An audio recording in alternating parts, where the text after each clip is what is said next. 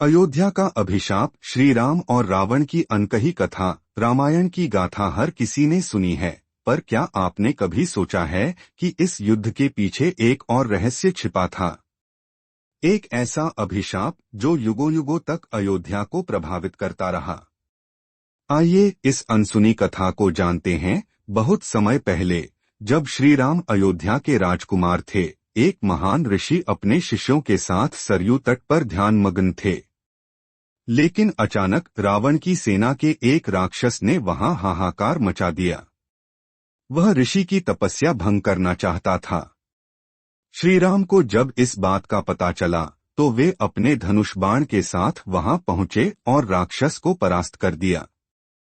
लेकिन उसी समय ऋषि ने एक गहरी सांस ली और कहा, राम, यह युद्ध केवल शक्ति से नहीं, बल्कि भाग्य से भी तय होगा। लंका का यह युद्ध केवल रावण के अंत तक सीमित नहीं रहेगा। तुम्हारे वंश को एक दिन इस युद्ध के परिणामों को सहना होगा। श्री राम ने हाथ जोड़कर ऋषि से इस रहस्य को बताने की विनती की, पर ऋषि मौन रहे। राम रावण युद्ध समाप्त हुआ।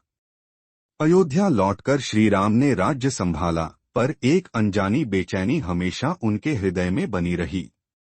उन्होंने अपने भाइयों से इस बारे में चर्चा की, लेकिन कोई भी इस रहस्य को नहीं समझ सका। समय बीता। त्रेतायुग समाप्त हुआ, द्वापर युग आया और फिर कलियुग। परंतु अयोध्या पर हमेशा कोई न कोई संकट आता रहा। कभी किसी राजा को संतान का अभाव होता, तो कभी राजमहल में अनहोनी घटनाएं घटती। कलियुग में जब श्री राम का भव्य मंदिर बनने लगा, तब अचानक एक पुरानी पांडुलिपि मिली, जिसमें लिखा था, जब तक श्री राम का घर अधूरा रहेगा, तब तक यह अभिशाप बना रहेगा। जिस दिन अयोध्या में उनका भव्य मंदिर खड़ा होगा, उसी दिन यह श्राप समाप्त होगा और रामराज्य का युग पुनः लौटेगा। आज जब अयोध्या में प्रभु श्री राम का मंदिर बनकर तैयार है, क्या यह उस श्राप का अंत है? क्या अब एक नए युग की शुरुआत होगी? यह प्रश्न आने वाले समय में ही उत्तर देगा। अगर आपको यह कथा पसंद आई, तो वीडियो को लाइक करें, चैनल को सब्सक्राइब करें और अपनी राय नीचे कमेंट में बताएं।